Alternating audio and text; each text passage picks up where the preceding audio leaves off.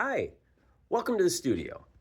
When you go into your space to work and think about the product, the artwork that you're making, is it about the product or is it about the process you're going through to make that art? Hmm. Well, come on over. Process over product. This is a tough one for me.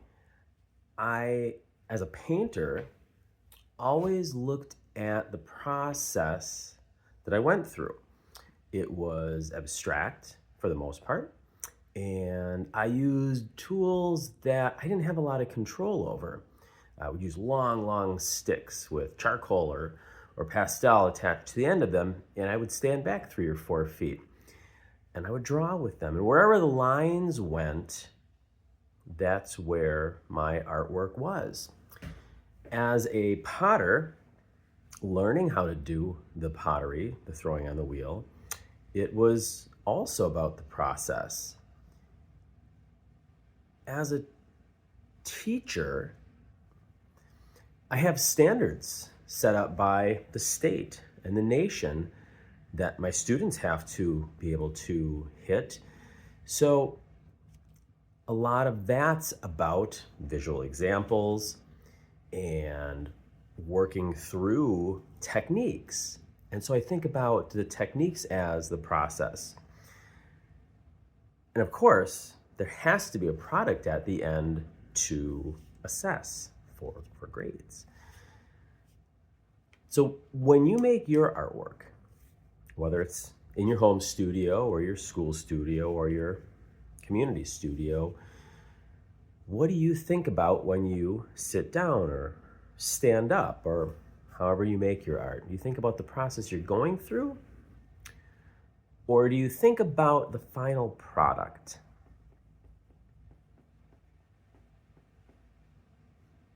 Yeah, it's exactly. I like to do these off the cuff, but I actually took some notes here because I've been hearing process over product, and that's something that I've really tried to teach over the years and actually work through myself. But I think that planning is really important as part of the process. And here's my notes here. And what it does is planning gives you that process to think about, and then exploring through the materials.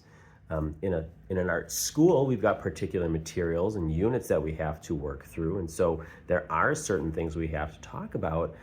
But having those restrictions in what you're allowed to use or what is put in front of you can give you that opportunity to explore. I love working with watercolors because there are so many different techniques that one can use that it challenges you. It makes you have that or take that opportunity versus just simply wet paint on wet paper. There's lots of things you can experiment with.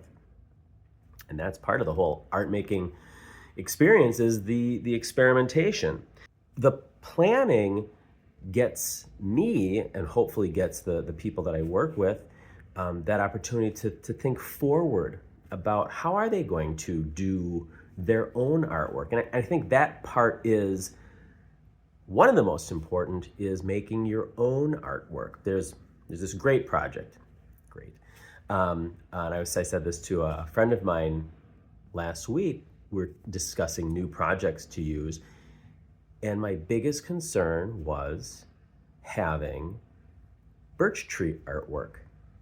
And if you've seen artwork from classes, you know the birch trees that I'm talking about, where everybody's looks very much the same, and it's not really their own artwork. And so I worry about that with the people that I teach, and I definitely worry about that with my own, even pottery. You know, all of my mugs thrown by the same hands, glazed by a different set of hands, and sometimes they're similar, but they're all unique. They're all individual, and that's one of the things I love. I always like to, when my students ask me, can I do this? Generally, the answer is yes.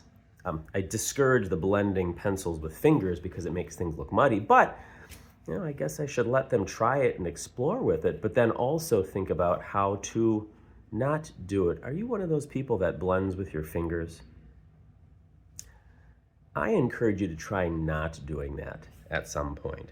There's a story I read in the book Art and Fear by David Bales and Ted Orland. And I'll probably get it wrong, but a ceramics class at the university was divided in half. And in order to earn an A for the course, one half of the class, all they had to do was design the perfect vessel, the perfect vase, the perfect. And they spent the entire semester worrying about the perfectness of that. And the other half of the studio had to just throw and build in bulk. And at a certain point, 100 pounds of clay earned you an A. I'm just making those numbers up. 80 pounds of clay earned you a B, 70 pounds of clay earned you a C. And of that experiment, I don't know if it's true or not, I wonder if you could do that today. Anyway, of that, the more successful pieces came from the class, the section of the class that did tons and tons of work versus the half of the class that only had to do one piece. Which half would you like to be on? Yeah, I agree. I mean, when I started pottery, it was a summer of just throwing and recycling and throwing and recycling. And that's hard to do sometimes because you always want it to be perfect. Well, anyways, when you go into your studio, just think, am I in here for the process or am I in here for the product?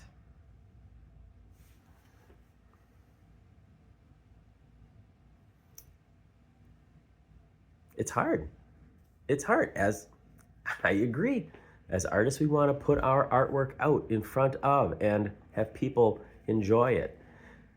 But for me, it's all the steps that I have to go through to get to that final product. And one more thing. I think that, I probably stole this from that book I was talking about, Art and Fear. I think, and I truly believe in two things. I don't believe in talent. Yeah, some people make it look easier, but I believe in hard work. And two, I think as an artist, you learn more between, not while you're making project one and while you're making project two, but that little bit of time that happens between. Those are things to think about. Anyway, thanks for joining me. I hope you have a great day and go make some art. Thanks.